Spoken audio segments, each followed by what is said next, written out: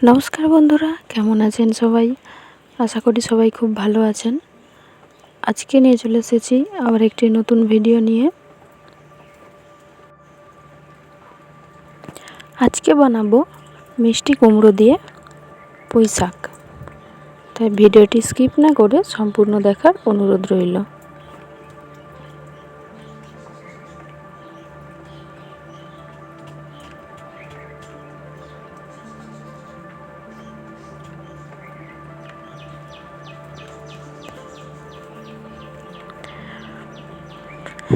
আমি এখানে বাগান থেকে দেখুন একদম নরম নরম পুঁই ডোকাগুলো কেটে নিচ্ছি।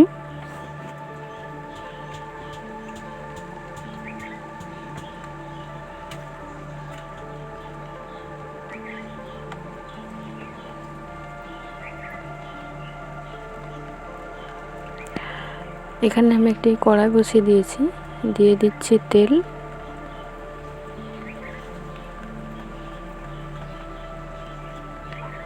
মিষ্টি কুমড়া এবং আলু একসাথে কেটে আমি ভালোভাবে ধুয়ে নিয়েছি। এরপর আমি এখানে এগুলো তেলের মধ্যে কষিয়ে নেব।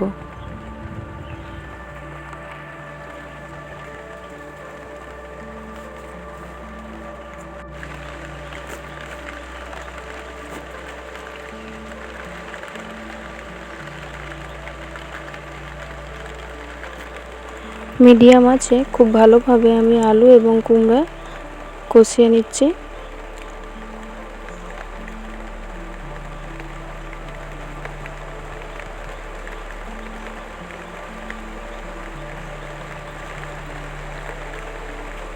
এখানে দিয়ে দিচ্ছি আমি পরিমাণ মতো লবণ।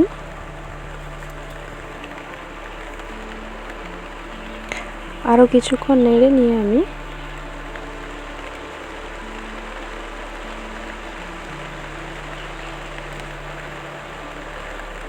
দিয়ে দিচ্ছি কেটে রাখা পুঁই শাক।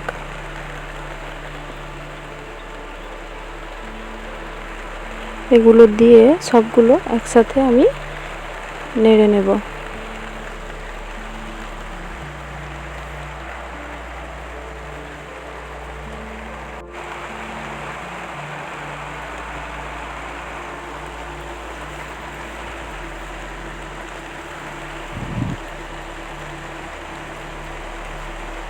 আমি এগুলো মিডিয়াম আঁচে করে নিচ্ছি, কারণ এগুলো নাড়তে নাড়তেই এই পুঁই শাকের থেকে যে জলটা বের হয়ে আসবে এর মধ্যেই আলু এবং কুমড়োটা ভালোভাবে সেদ্ধ হয়ে যাবে। আমি ঢাকা দিয়ে কিছুক্ষণ ছাড়া ছাড়া নেড়ে ঢাকা দিয়ে ভালোভাবে ভেজে নিচ্ছি।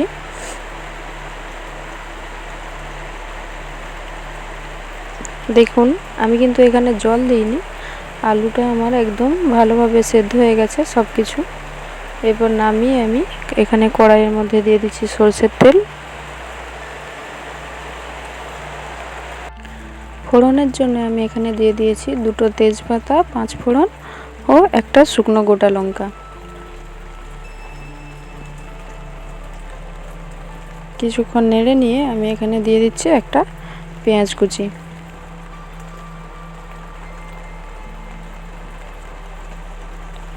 খুব ভালোভাবে আমি পেঁয়াজগুলো ভাজা করে নেব।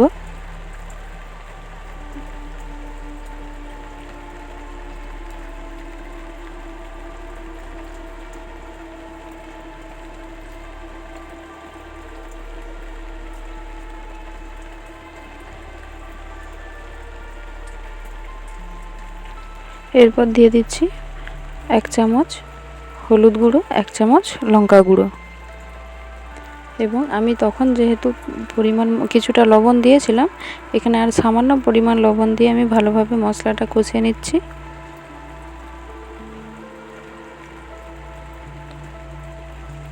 এরপর দিয়ে দিচ্ছি সরষে, জিরা, পোস্ত বাটা। আমি এখানে আদা দিলাম না, আপনারা চাইলে এখানে আদা বাটা অ্যাড করতে পারেন।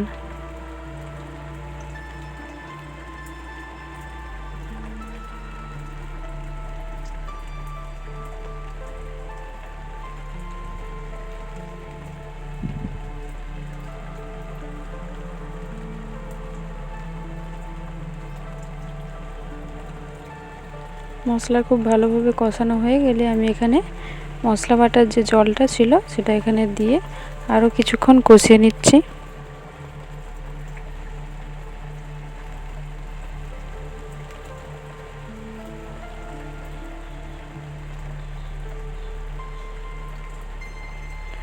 দেখুন মশলা থেকে তেল ছেড়ে দিয়েছে। এরপর আমি যে সবজিগুলো আমি এখানে কষে রেখেছিলাম সেগুলো এখানে দিয়ে দিচ্ছি। সবজিগুলো দিয়ে আমি খুব ভালোভাবে এখানে মশলার সাথে 2 থেকে 3 মিনিট নেড়ে নেব।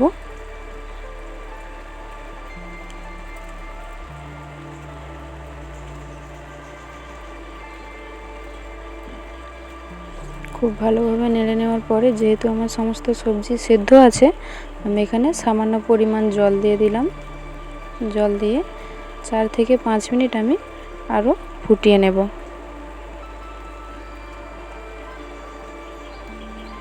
এখন আমি দিয়ে দিচ্ছি সামান্য পরিমাণ চিনি।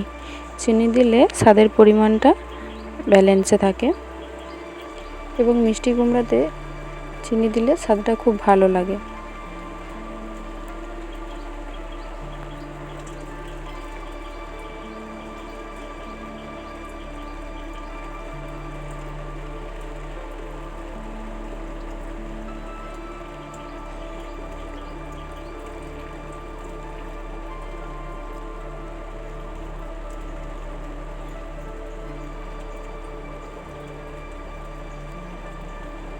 দেখুন একদম রেডি হয়ে গেছে।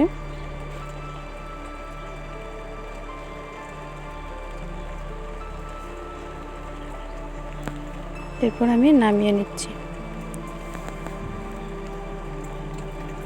আমি গ্যাস অফ করে উপর থেকে একটু গরম মশলা গুঁড়ো সামান্য পরিমাণ দিয়ে দিয়েছিলাম। আমার তখন ক্যামেরা অন করা হয়নি, আপনারা চাইলে দিয়ে দিতে পারেন এবং না চাইলে না দিতে পারেন। দেখুন দেখতে কতটা সুন্দর হয়েছে এবং স্বাদও খেতে অতুলনীয় হয়। আপনারা বাড়িতে অবশ্যই ট্রাই করে দেখবেন এবং ভিডিওটি কেমন লাগলো অবশ্যই কমেন্টে জানাবেন। ভিডিওটি ভালো লাগলে একটি লাইক করে চ্যানেলটি সাবস্ক্রাইব করে দেবেন। সবাই ভালো থাকবেন, দেখা হবে পরের একটি ভিডিওতে।